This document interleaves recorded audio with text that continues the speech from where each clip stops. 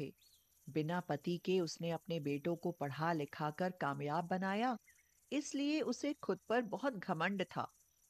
लड़कों की उम्र हो चुकी थी, मगर उनमें से किसी की भी शादी नहीं हुई। विमला की जिद थी कि बहू सरकारी नौकरी वाली ही लाऊंगी। एक दिन विमला की देवरानी माला बोली, दीदी, अब तो तीनों बच्चों की पढ़ाई लिखाई पूरी हो चुकी है, नौकरी भी लग गई है। अब इनकी शादी कब करोगी? तो विमला ने कहा, शादी क्या ऐसे ही कर दूं? मैंने अपने बेटों पर बहुत पैसा खर्च किया है। अगर लड़की सरकारी नौकरी वाली मिलेगी तो ही शादी करूंगी। दीदी, अगर सरकारी नौकरी वाली लड़कियां नहीं मिली तो?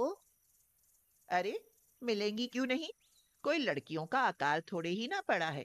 बहू तो सरकारी नौकरी वाली ही लाऊंगी, हाँ। लेकिन दीदी, लड़कों की उम्र बढ़ती जा रही है। अगर ज्यादा देर हुई तो कहीं ऐसा ना हो कि प्राइवेट नौकरी वाली लड़कियां भी ना मिलें। तुम तो मुझसे जलती हो माला, तभी ऐसी बातें कर रही हो। क्या कमी है मेरे बेटों में? माला चुप रही। वह जानती थी कि वह अपनी जेठानी से कभी नहीं जीत सकती। समय गुजरता जा रहा था। विमला के बड़े बेटे उमेश के लिए चेतना का रिश्ता आया। चेतना की बैंक में सरकारी नौकरी थी। कुछ दिनों बाद चेतना और उमेश की शादी हो गई। चेतना के पिताजी ने उमेश के दोनों भाई रितेश और सोमेश की शादी भी सरकारी नौकरी वाली लड़कियों से करवा दी। अब विमला घमंड में चूर थी कि वह अपनी तीनों बहुएं सरकारी नौकरी वाली लाई है। विमला ने कहा, चेतना बहू, क्या कर रही हो? मेरे पैरों में दर्द है, जरा मेरे पैर तो दबा दो। तो चेतना बोली, माँ जी, मैं अभी ड्यूटी से आई हूँ। मैं भी वहां पूरे दिन काम करके थक जाती हूँ। कुछ देर आराम कर लूँ फिर दबा दूंगी। ये राशि ऑफिस से आकर अपने कमरे में क्या करती रहती है? राशि, इधर आओ। मेरे लिए दो गोभी के पराठे बना दो। भूखी बैठी हूँ। खाने के लिए भी तुम्हारा इंतजार करना पड़ता है। माँ जी, हम भी तो इंसान हैं। आप पूरे दिन घर रहती हो, अपने लिए खाना तो बना ही सकती हो। माँ जी, हम सब कर लिया करेंगे। बस ऑफिस से आकर थोड़ा आराम करने दिया करो। एक दिन माला बहुओं से मिलने आ गई। वैसे भी तीनों बहुओं की आज छुट्टी थी। विमला बोली, अरे माला, तुम आओ। कई दिनों बाद आई हो। जानती हो, पूरी कॉलोनी में मेरा और मेरी सरकारी बहुओं का नाम हो गया है। कुछ तो अंदर ही अंदर जल भुन रहे हैं मेरी बहुओं को देखकर। और लगता है मेरी नौकरी वाली बहुओं के आने से तुम भी खुश नहीं हो। ऐसा आपने कैसे सोच लिया दीदी? ये आपकी ही नहीं, मेरी भी बहुएं हैं। और कोई कॉलोनी वाला क्यों जलेगा इन बच्चियों से? अच्छा चलो छोड़ो, बैठो, तुम्हारे लिए चाय बना कर लाती हूँ। दीदी, तीन बहुएं हैं घर में, चाय आप बनाएंगी? अरे नहीं, मैं तो रानी बनकर रहती हूँ। मैं तो एक सुई भी उठाकर नहीं रखती। मेरी आवाज सुनते ही दौड़ कर काम करती हैं। मजाल भला जो मेरे सामने आवाज भी निकाल दे। हाँ। हमारा सौभाग्य है कि हमें ऐसी बहुएं मिली जो नौकरी करने के साथ साथ आपका ख्याल भी रखती हैं। आप घर रहती हो, इनकी कुछ मदद किया करो। नौकरी करती होंगी अपने लिए, मैं तो उन्हें जूते की नोक पर रखती हूँ। सास हूँ, सास बनकर रहती हूँ। और मैं काम करूंगी तो वो क्या महारानी आराम फरमाएंगी? हाँ, पूरा रौब बना कर रखती हूँ, ताकि कॉलोनी वाले देख सकें कि सरकारी बहुओं को भी विमला अपनी मुट्ठी में रखती है। हाँ। चेतना उनकी बातें उनके पीछे खड़े होकर सुन रही थी। वह बोली, सिया, राशि, माँ जी हमें जूते की नोक पर रखती हैं। इतना कमाने के बाद माँ जी दूसरों के सामने हमारे लिए ऐसे बोलती हैं। लगता है अब इनकी मुट्ठी खुलवाने का समय आ गया है। इनको सबक सिखाना ही पड़ेगा। राशि कहती है, हाँ दीदी, माँ जी हमारे लिए ऐसी सोच रखती हैं। ये सुनकर मेरा तो दिमाग घूम गया है। माँ जी, मैं ऑफिस जा रही हूँ। सुबह 7:30 बजे तक मेरा लंच पैक कर दिया करो।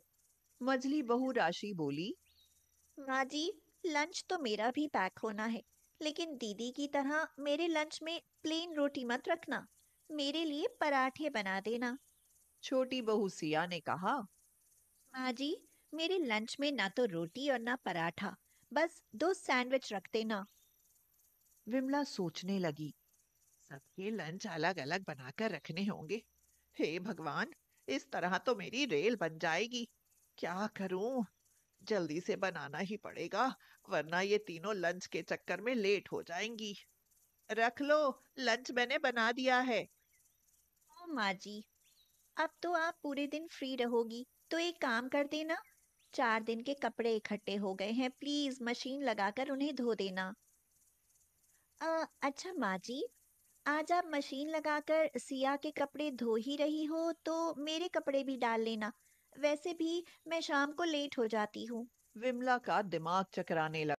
शाम को जब वो तीनों ड्यूटी से आई, तो विमला को बैठकर टीवी देखते हुए बोली। ये क्या माँ जी, आप तो मजे से बैठकर टीवी देख रही हैं। खाना वाना बनाया है या नहीं? आज ऑफिस में बहुत काम था, मैं तो थक गई। ऑफिस में काम का बहुत बर्डन है। मुझे तो घर के लिए भी काम दिया है। मैं कमरे में जा रही हूँ। माँ जी, मेरा खाना मेरे कमरे में ही भिजवा देना। आह, मेरा सिर दर्द के मारे फटा जा रहा है। माँ जी, मेरे लिए एक कप चाय बना देना। मैं कमरे में जाकर लेट रही हूँ। विमला क्या करे, उसे तो काम करना ही पड़ेगा। वह सोचती है, मुझे तो काम करना ही पड़ेगा, नहीं तो बहुएं नौकरी छोड़ने की धमकी देती है। अगर नौकरी छोड़कर बैठ गई तो कॉलोनी में मेरी नाक कट जाएगी। चल विमला, हो जा शुरू। अरे माँ, रसोई में हो तो मेरा दूध भी गर्म कर देना।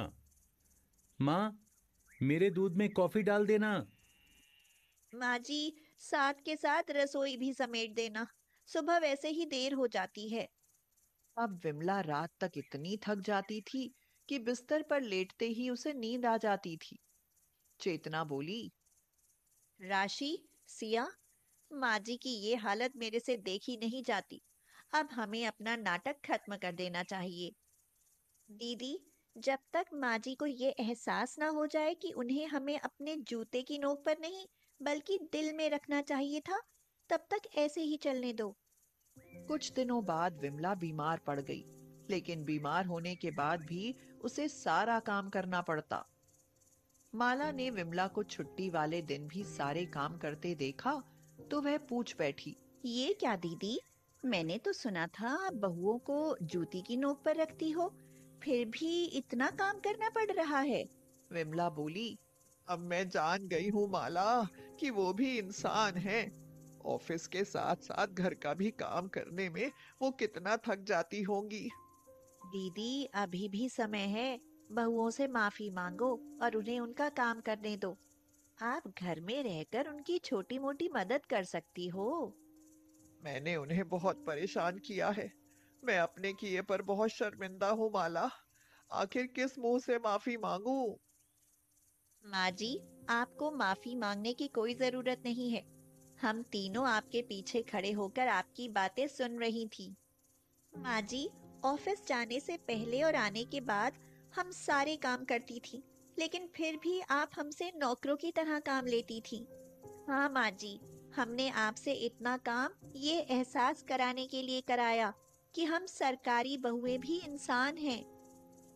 मुझे माफ कर दो बेटियों, तुमने मेरी आंखें खोल दी, वरना मैं कभी नहीं समझ पाती कि तुम भी किसी की बेटी हो, जो दिन रात मेहनत करती हो। तीनों बहुएं विमला से लिपट गईं और बोली। माँ जी, आप बहुत अच्छी हो, लेकिन आपके अहंकार ने आपको बुरा बना दिया था। आज आपका अहंकार खत्म